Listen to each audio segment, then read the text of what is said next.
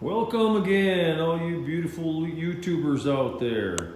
This is Edward, and my channel is A Foreigner Escapes to the Philippines. And today I'm going to give you a little history of this country, the Philippines, and it also explains another big reason why I escaped to the Philippines. Okay. Well, a lot of you people in more recent history know that the Philippines was controlled by the Spanish for over 300 years. Spanish explorers came to the islands of the Philippines and conquered it or took it over or claimed it as their own, right? And for years, the Spanish Empire was one of the most powerful in Europe. And why was that? Well, because of the massive amounts of gold found here. If you read or know your history at all, gold was the big thing. Coinage, right? Well, coin was gold and silver for many centuries. So when they found the Philippines, jackpot. And why did they keep it so long? Because it was loaded with gold. So after 300 and so years, then what had happened is the people started becoming restless here, the native Filipinos, and they wanted independence right around the year 1900. And there's, like on Netflix, there's General Santos. No, not General Santos. General Luna is the name of the movie. It's a B movie, but it has a lot of good history in there and how the people were at war with the United States, America, because when the trouble and the riots and the unrest in the Philippines became so bad in right around the 1900 era, the Spanish, and the history book says something else, so don't go by other history, because there are so many experts that tell lies about the victors.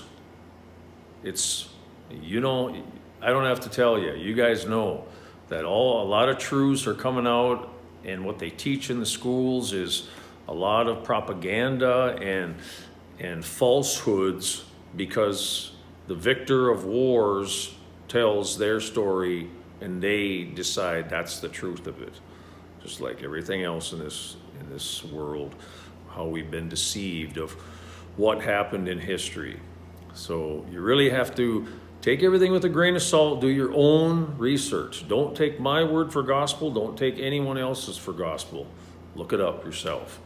I'm kind of a history buff, so I do a lot of research into history. I hear many different viewpoints on whatever I'm interested in as far as history goes. And this is what I believe what happened. A lot of the history books will say that, the Americans and the Spanish had a war and took over the Philippines from the Spanish. No, that's not what happened. Like I say, the riots, the unrest of the natives in this country, causing the Spanish to have so many problems, that they sold the Philippines to the Americans for $20 million. Look it up.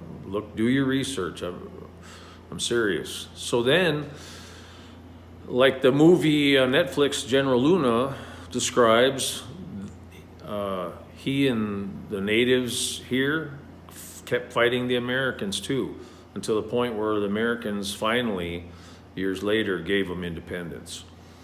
But there was, a lot of years of strife and riots there. But in the Bible, biblically speaking, before that, when the Spanish first, even before that, but when the Spanish first arrived in the Philippine Islands and took it, the name was not the Philippines. It was not the name of this country. The name of the country was Ophir. the land of Ophir, Ophir. Look it up. A lot of the historical accounts and biblical accounts and also Spanish captains' logbooks that I've researched in the past claims all this stuff. And one really excellent site on YouTube that I got a lot of good information from was called the God Culture Channel. And it explains in there that how the Garden of Eden, through biblical accounts and through the Jubilee writings and the Dead Sea Scrolls, all explain how the history, God's line of children from Abraham, from Adam and Eve, all the way back. It's all explained in the book of Genesis, and it describes all that and how different sections of the earth at that time that they knew were divided into each generation, into the brothers inherited certain things that were given to them. And it explains it pretty well. I really recommend that series. There's a series about the Garden of Eden, and he also has a series about King Solomon's Gold series. There's several videos, dozens of videos on each subject. And speaking of gold, right? That's a big draw of why I'm here in the Philippines too. It's supposed to be loaded with gold for years. I mean, like I say, captains of the Spanish galleons that came here first discovered it, and for years they raped this country of gold. It's right in their logbooks, actual accounts of the captain's logbooks. So it's real.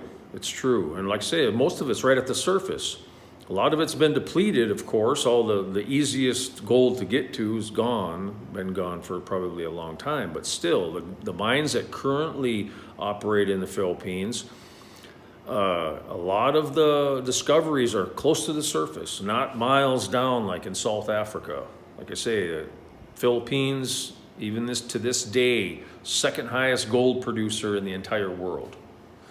So that's pretty amazing. A lot of people don't know that.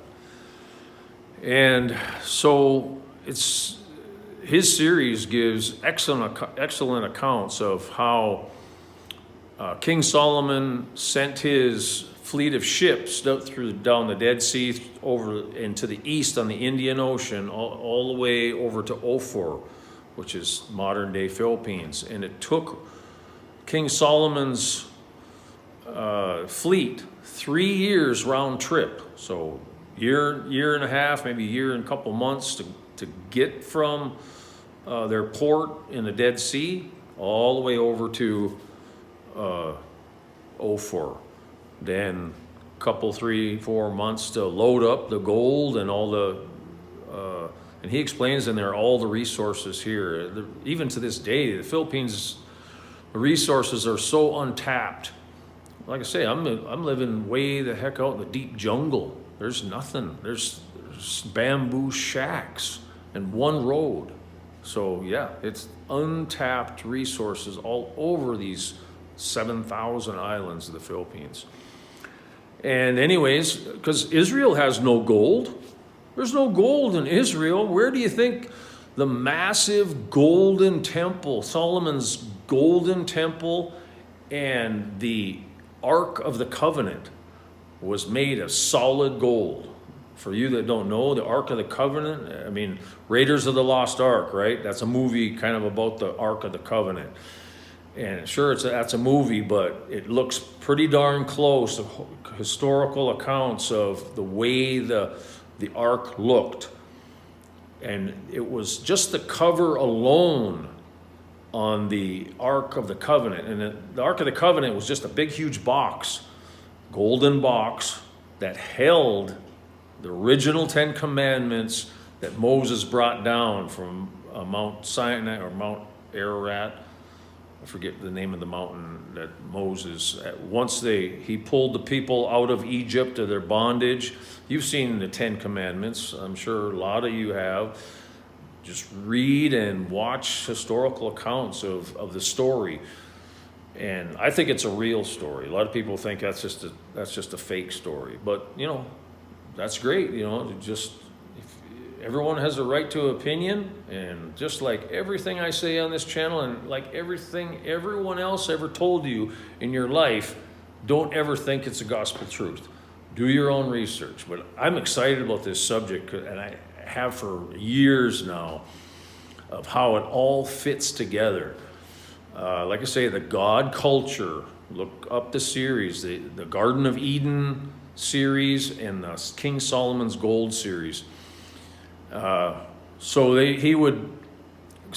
Solomon would bring these big fleet of ships back to Israel and build the huge revered King Solomon's temple. And inside the temple in the very back was called the Holy of Holies. It's an area that only the highest priests could go into, and there was thick curtains all around it, and that's where the Ark of the Covenant was placed. Until I think the Babylonians invaded in 563 BC, and the Ark of the Covenant's never been seen since then. I've heard rumors that there's some archaeologists that have found the Ark of the Covenant now, and it has not been revealed to the world, because if it is, we're talking major religious wars. So it's been hidden. But I heard rumors of, because things are getting so bad in the world right now with wars breaking out, that this kind of stuff is going to come out for the world to decide what to do with it, because all hell's breaking loose anyways. You may as well break all the rest of it loose. That's kind of what's going on right now as the war in Ukraine escalates, and every single day you're hearing of threats back and forth from NATO to Russia about nuclear threats to each other. I mean, how long can you go on with that until it actually happens? I mean, we're on a very narrow path right now, ladies and gentlemen.